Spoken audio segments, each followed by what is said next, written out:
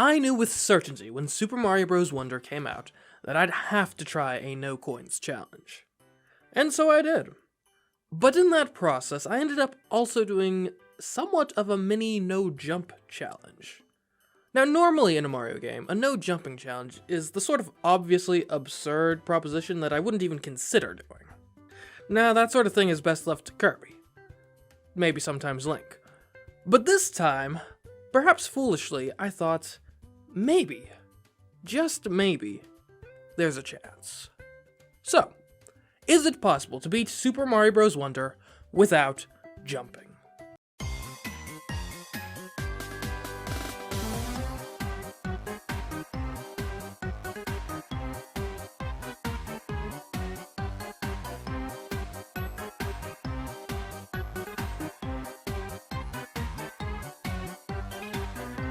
Now, before we begin, we've got to establish what exactly jumping is. Obviously, regular jumps aren't allowed, nor are we permitting spin jumps or wall jumps.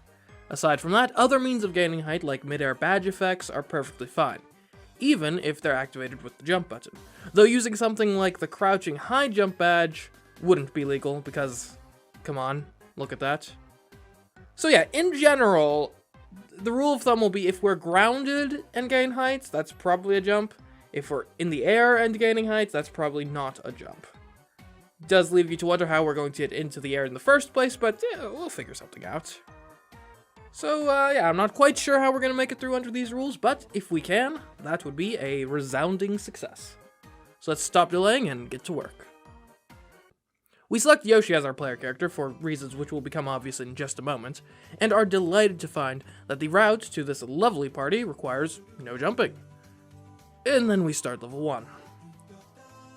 After devouring some Goombas, we're stopped dead in our tracks by these bricks.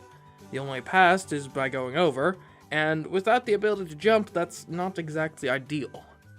But we're not alone in this endeavor. If we join in another player, they poof into existence in a glorious display of upwards vertical acceleration, which isn't technically a jump, and therefore we can use to get atop these bricks.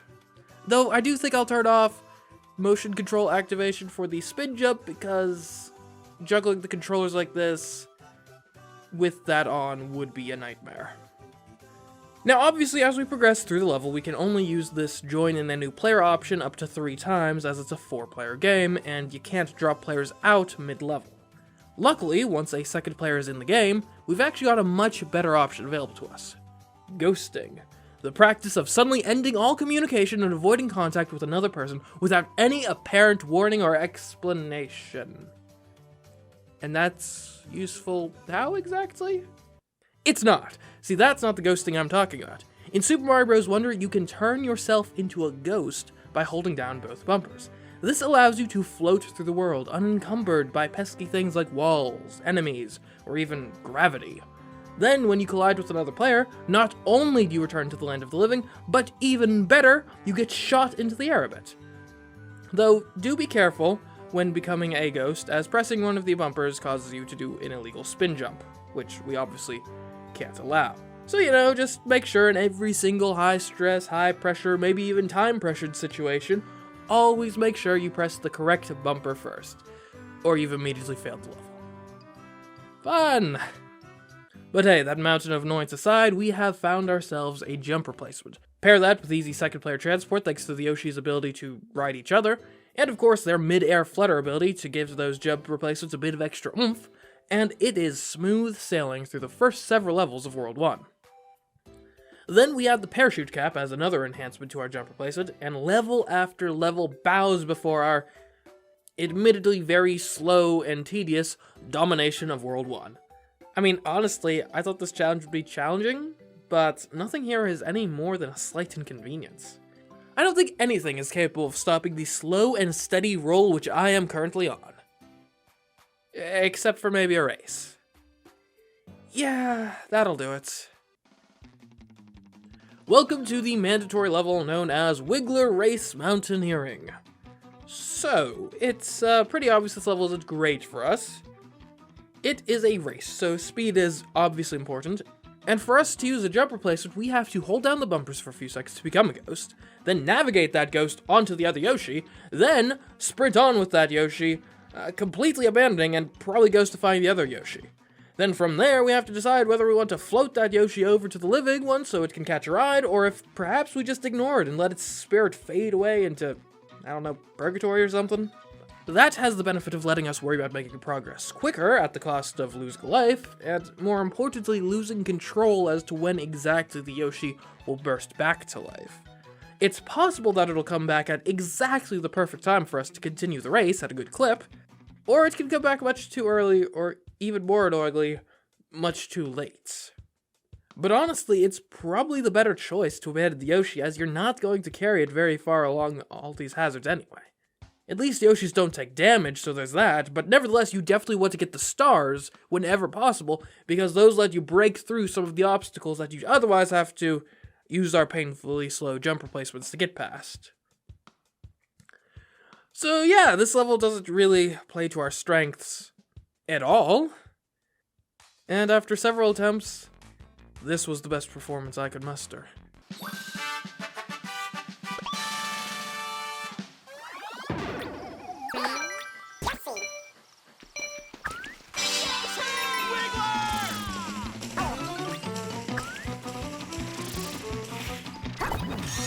Wow, Zippy!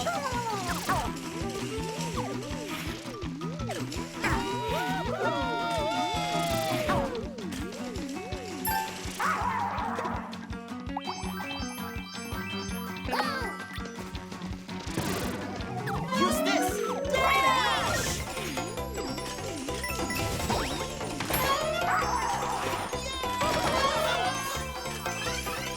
Great job!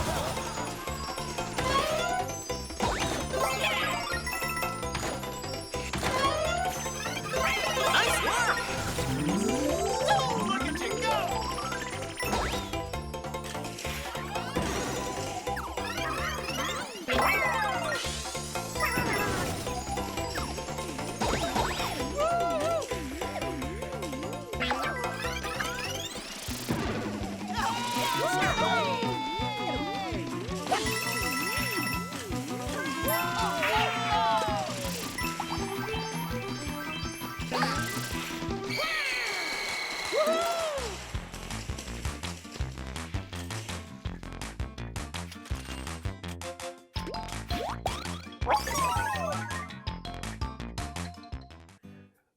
Not a time that'll impress anyone, but a time good enough to allow us to move on, just a little humbler and more paranoid as to what else may await. Defeating these enemies and navigating past all these pipes is much more our speed, until the pipes start dunking you in poison for the crime of standing on them for a few seconds. Remember, speed and reaction times aren't exactly our strong suit in this challenge. But hey, we don't need to mess with those pipes like a plumber or something. We can instead work our way through this badge challenge, premised on jumping as far as possible. Luckily, the fact that we're playing as Yoshis fairly effectively makes up for the fact that we can't jump.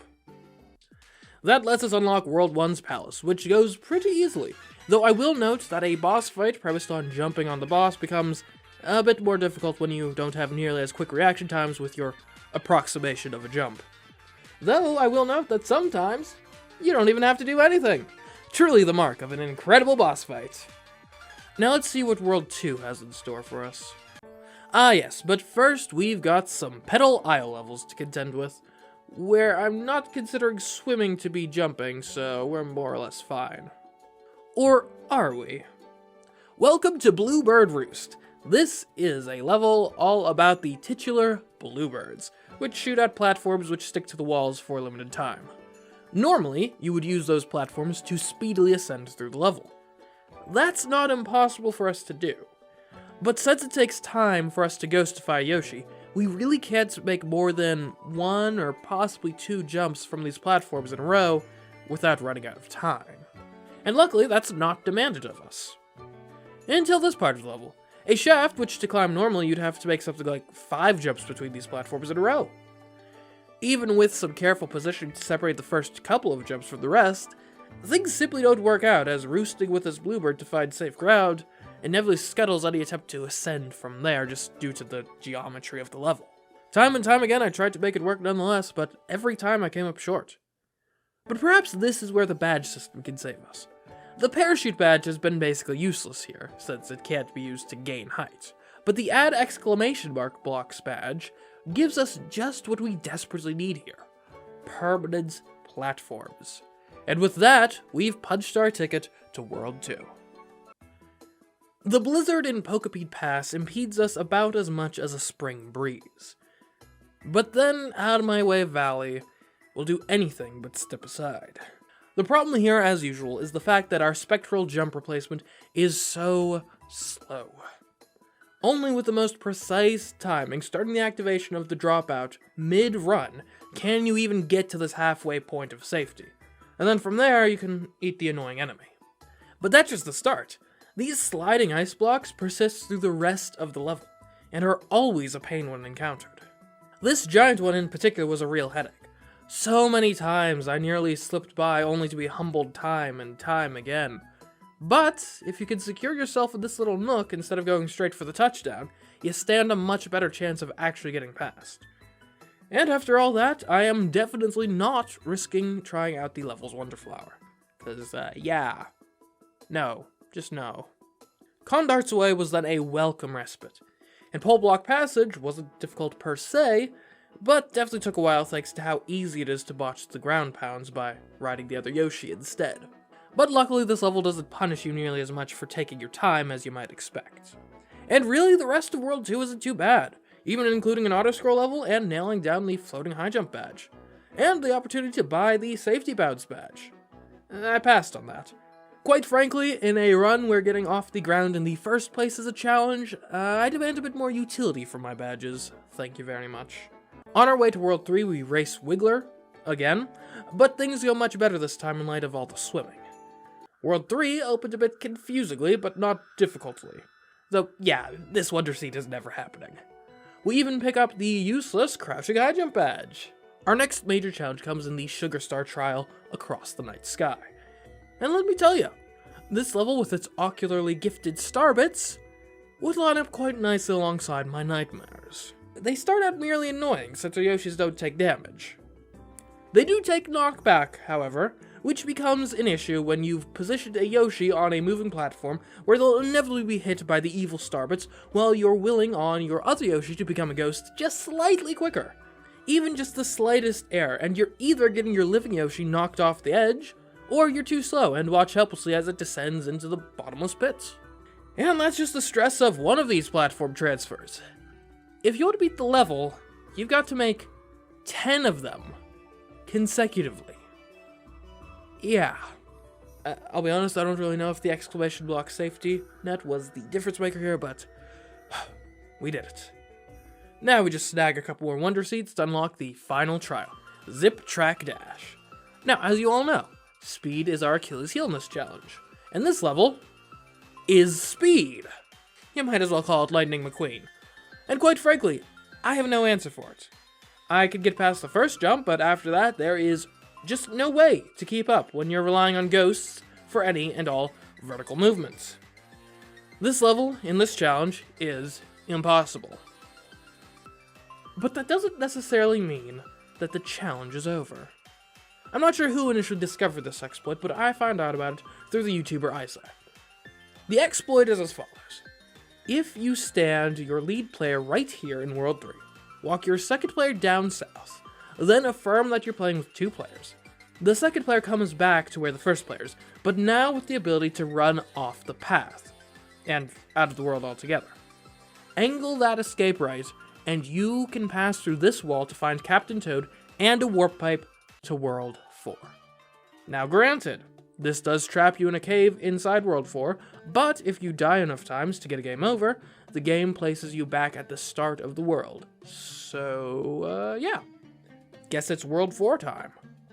I say that, but we're immediately faced with a slight issue, being that we're in what I'll call a cinematic level. A level where there really isn't a level to be played. You just walk right for a bit until the next story beat happens. You can't become a ghost in such levels. That's a problem, since this cinematic level that starts off World 4 has a tiny ledge in it. And with no ghosts, we've lost our go-to way of gaining any heights. Luckily, you can join in players mid-cinematic levels, so we go with that option instead. Now as for the actual levels. This one was kind of sad since we couldn't interact with its main gimmick, but it was doable as long as you had the floating high jump badge equipped. Breaking into this treasure vault was a bit more complicated than I had anticipated, since the way you come out of the ground from drilling is by jumping. Luckily, some ghost shenanigans were able to bail us out. This was even slower than normal, but we got the seed and pressed through. And yeah, nothing else in World 4 was too bad. Same applies to yet another auto-scrolling airship, surprisingly enough, but we do now face a slight issue. Since we never did any of the levels in the Petal Isles between Worlds 3 and 4, we need to make up Wonder Seeds in a serious way. And these levels aren't exactly kind with us when it comes to allowing us to nab their Wonder Flowery Wonder Seeds. But hey, the spin jump challenge is easy, as is our brisk jog through Muncher Fields, a beatdown in a combat level, and, an earlier level, Downpour Uproar. And what do you know, that's enough to get us all the way to World 6. Let's do it. Our first level here is Search Party Item Park, which was annoying but not impossible in spite of this Cheep Cheep's best efforts. Then there was the Floating High Jump Challenge, which simply wasn't going to happen in light of the platforms that will descend if you stand on them for too long. And again, let me remind you, speed is our Achilles heel. When I got to this part of Rogs in the Ruins, I was terrified. I had no idea how I'd react quickly enough to clear the jump while avoiding getting crushed. Oh, that's how. No, the real challenge here was this wheel thing, or as I like to call it, the Circle of Death. Much like in real life, these sacrifices of those who came before helped a Yoshi finally prevail over it. I went ahead and bought a Wonder Seed, but even so, considering all of the ones I've missed and seem unlikely to be able to obtain, beating the world's airship is going to be essential. But that should be fine, the airships have been decent so far. But they weren't this one. It's auto-scrolling, and it's tough. There's no cute tricks to be had here, just sheer platforming skill and speed. Hopefully I've got what it takes.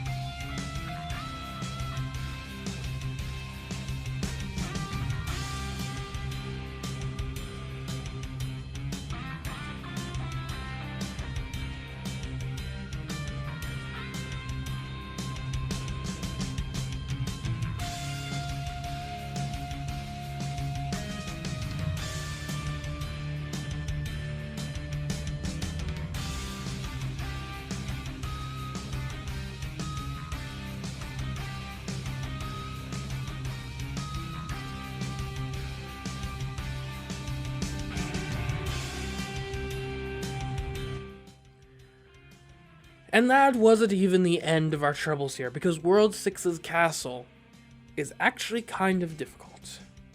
The opening is by far the worst part, as it features these rolling dragon skeletons, which move us backwards much quicker than we're capable of going between them, with our slow, ghostly jump replacements. But if you time your run exactly right and are willing to die for the cause, you can just make it. There are other skeletons throughout, but these ones can be much more easily surmounted with the Spin Boost badge. Now, boss defeated, it's time to head back to World 5 and clean up there. Our first major challenge here is at Tailey's Toxic Pond, where standing on these fragile platforms, as it turns out, is pretty dangerous. But what else am I meant to do while I'm not holding the controller for that Yoshi as I coax the other Yoshi to become a ghost and get some business done? Well, standing between two blocks tends to help. I was fairly worried about the implications of invisible moving platforms, but they actually weren't too bad. Oh, but next up was Wubble Ruins, which for once was actually pretty easy.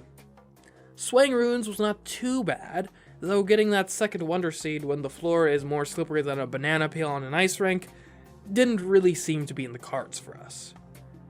We're suitably wary of the rifts before taking on the final uncharted area, Poison Ruins. Yet another, for all intents and purposes, auto-scroller. And even better, this time there's an element of random chance when it comes to which question mark block is the one that'll open the way forward. In a normal playthrough, that's annoying. In this playthrough, where each attempt at hitting a block is a several seconds long process, it's devastating. Try as I might, I could not stay ahead of the rising poison even when the rolls of the dice went my way. However, a sudden wave of inspiration was able to speed up my attempts so much.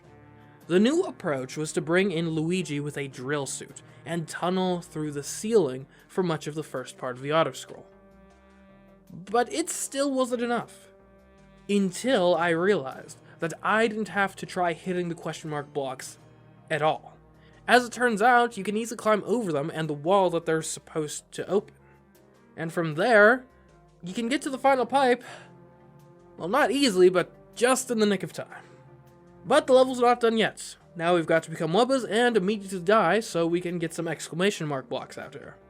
Then from there, we've got a very slow, long trek through the rest of the level, constantly contending with the stickiness of being a Wubba, making it so that our ghost trick doesn't give us elevation, but rather sticks us directly onto a nearby platform. Nonetheless, we persevere, and now, getting this world's grand seed ought to be naught but a formality. Except, remember how I said that we don't get elevation from our ghost jump replacement as Wubbas? Well, guess what? The seed we have to touch to end this level and finish the world is suspended in midair, just out of reach of our Wubbas. Becoming a ghost in the first place is hard enough, given that this is a cinematic level, but I achieved it thanks to this level geometry. But no matter what I do, I always just stick to a wall, or floor, or the ceiling. The only way I was able to find to touch the seed was by dropping onto it from above with a tap of the B button. Which I'm not even sure if that should qualify as a jump or not. Sure, it's the jump button, but we've already established that some moves using the B button, like our Yoshi's fluttering and swimming, are fine. And this actually doesn't even cause you to gain height. So, yeah, I guess I'll let you guys debate this in the comments. Was this a legal move, or did we fail the challenge here? Curious to see what you guys come to on that. Either way, I've got to go fight Bowser and wrap this thing up. These torpedoes were torpedoing my hopes for a while since they kept knocking my Yoshi off this important platform. But, get a Nabbit involved and knockback is a thing of the past. The electric level was easy, as always, and honestly the homing bullet level wasn't too bad either. And then, there was Knuckle Fest Bowser's Blazing Beats. To start with, our whole challenge fundamentally clashes with the main gimmick in the first half of the level. These moving platforms which you must jump on repeatedly to get to move. Even our usual jump replacement doesn't help, since our non-ghost Yoshi would be on the platform depressing it when our airborne Yoshi landed. That means no movement for us. I tried pulling off this maneuver where the living Yoshi runs off to its death as soon as the ghost Yoshi revives, but keeping that up the whole way through the section would not be fun. Before committing to that approach, I investigated the efficacy of switching to the exclamation mark blocks badge, and was quite happy with what I found, to say the least. But the next section wasn't any easier. Well, actually that's not true. Most of it was quite doable, but most is not all, and most in this case doesn't include this final section where the poison rises at an unbelievably quick pace. Seeing as our jump replacement is so slow, this is the exact sort of situation that's kneecapped us all game. And here it claims our Yoshi's lives over and over and over again. For nearly 2 hours I tried getting past this one final section, trying basically all of my badges, seeing if maybe one of them would yield me the speed I needed to survive. But none of them did. Beyond hopeless, I recalled a badge from World 2 that I had passed on the opportunity to purchase. The safety bounce badge will save you from a death by falling exactly one time, refreshing each time you land on the solid ground. Poison is among the hazards it'll save you from. Knowing that, we can activate the poison chase, safe in the knowledge that so long as we land each time we're bounced up before touching the poison again, we're golden. And with that, we finish the level. Now all that remains is the final level, with a surprisingly easy autoscroll followed by a boss fight reliant on you jumping in time to the music to have super powerful jumps that you can hit Bowser with. But let's not get ahead of ourselves. It's not even clear that we can get to the boss fight in the first place thanks to this. Those blocks up there are in our way, and the only way to break them is by going along with the jumps. We could maybe get around them if we started our jump replacement from atop this question mark block, except for the fact that our jump replacement always leaves the non-jumping Yoshi as the one the camera is following. And in this case, that means the platform we're trying to land on isn't even on screen. But this is not insurmountable. We join a Peach-in whose job is to be our camera woman. And now with a better perspective on things, we can clear the gap and get to the boss fight. But without the ability to jump, and therefore without the ability to damage Bowser, what hope do we have? Oh, so apparently you don't actually have to jump to damage Bowser. You just need to get high enough to touch him. Something our squad of Yoshis plus Peach is eminently capable of. That's not to say things don't get complicated.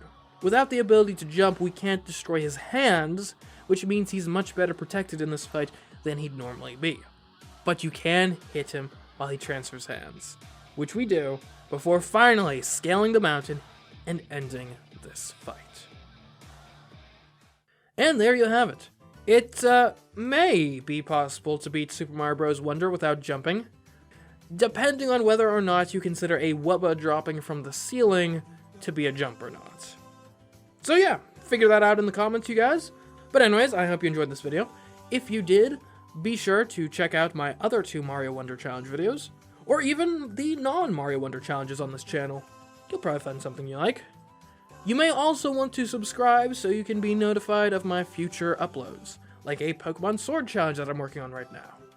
In fact, if that's a prospect that excites you, you may want to check out my Let's Play channel because I'm currently going through the challenge in Let's Play form over there.